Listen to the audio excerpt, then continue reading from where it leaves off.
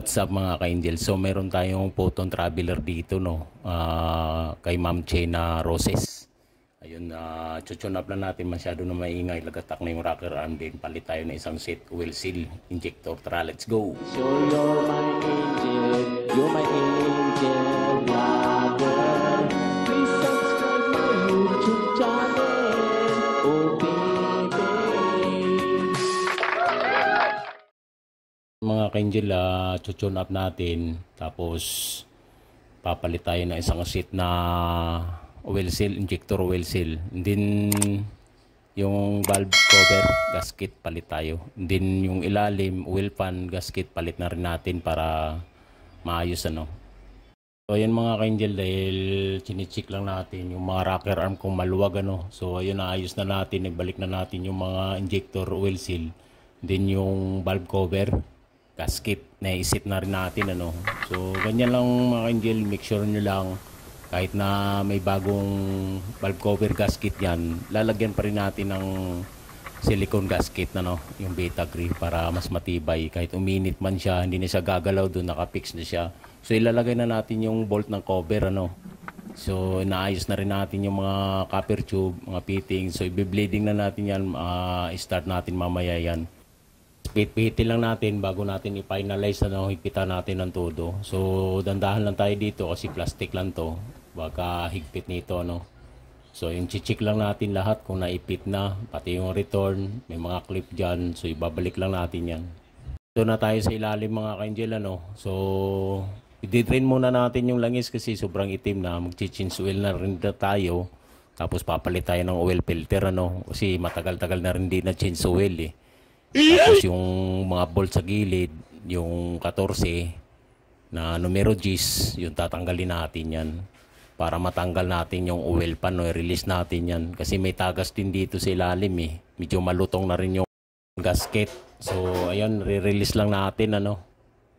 Tatanggalin lang natin yun, yung mga langis. Tapos yung bolt na Gs sa paikot, tatanggalin natin yan sa oil pan para mapalitan na rin at maayos natin yung oil pan gasket.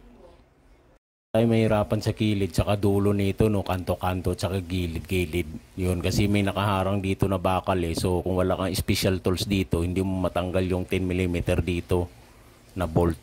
So dito tayo pinahirapan. Iloti-loti lang natin, gawa ng maluwag naman. Naluwagan na natin yan. So yan lang nagpapatagal dyan para maibaba nating oil pan na plastic ano. Yung gilid tsaka yung dulo. So ayun naman yung sa mga handle. So ito yung ribs niya mga ka-handle, oh, yung seconyal, yung crankshaft. So yan yung crankshaft niya sa ilalim ano. So nilinis natin yan, yung malinis na yan, lahat-lahat na yan. So naka-ready na no. Inuhugasan lang natin yung oil fan.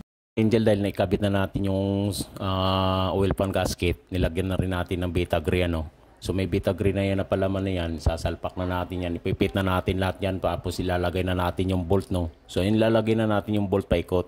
So make sure na lahat ng paikot niyan, nilagyan na natin ng Betagrip, yung silicone.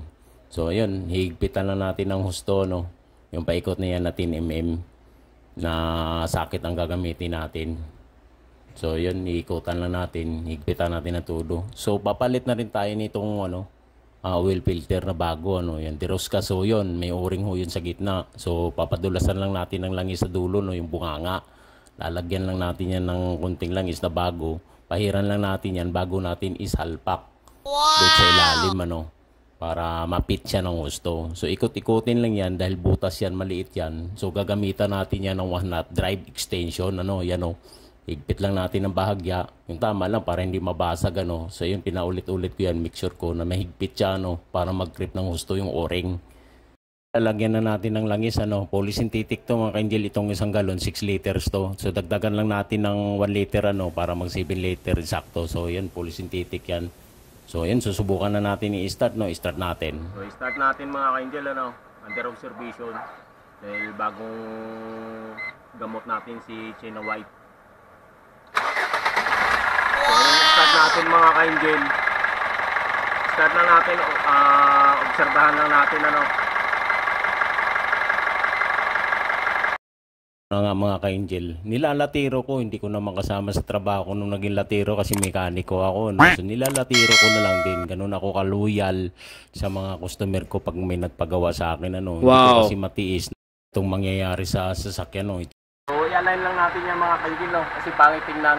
So pagka napinturahan natin sa mga ka-angel, mamasilyahan na lang yan, ito, tapos isprehan, babaping, okay na yan sa mga ka-angel. So as of now, dahil gagamitin pa to nila ni Madam, ayusin lang muna natin itong yupi para hindi pangit tingnan. Nakabusangsang yung uso ni Chinawat, pangit. So ayusin natin mga ka-angel. Align lang natin, ano. Dahil minor lang naman ang sakit niya, mayroon siyang namdaman, mayroon siyang stomach ache. Kaya inayos natin sa mga ka-angel. Mayroong pagdurugo, pagsusuka, pagtatae, yun ang komplikasyon niya mga ka-angel. So inayos natin yan. Habang umaandar siya ngayon, inoobserbahan natin kung mayroon siyang leak. So habang umaandar siya, ayusin muna natin itong uso niya dahil nabusalsal mga ka-angel. Oh. Yan, oh. Nilalapat lang natin, ano, papantayin lang natin lahat kasi pingyupi siya eh. Malalapat lang yung pintuan para pagtingin, walang nangyari, ano. So yun, ilalapat lang natin yan ng husto. So yung mga ka-angel, akala nyo nahiga lang ako dyan natutulog, ano, inaabangan ko yung patak ng langis sa bunganga ko habang nakanganga ako nag-aabang, ano. So wala naman ako nakita dito na kumakatas, may leak, so ayos.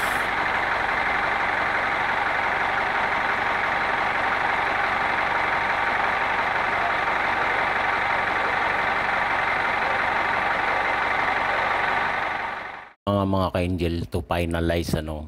So hindi lang tayo mekaniko at saka latiro, carwash boy rin tayo, ano. Isin lang natin mga ka-angel bago natin i-deliver, ano. Kasi yung mga bakat-bakat ng kamay, mga langis dito, nagbakat o dumikit, puting-puti pa naman, so nakakahiya sa may-ari. So kailangan natin linisin, ano.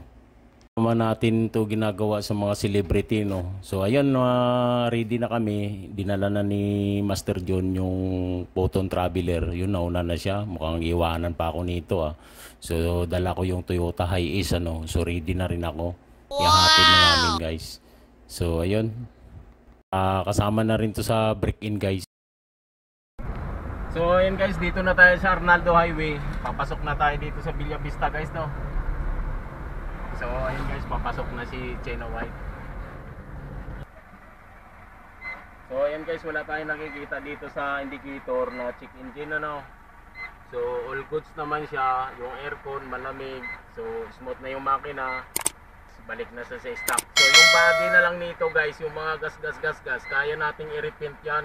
So kailangan lang natin mag-waste ng time na 7 days, almost 1 week sa repaint. Hanggang dito ko na lang tatapusin ang aking video. Thank you for watching. Bye! So you're my angel, you're my angel.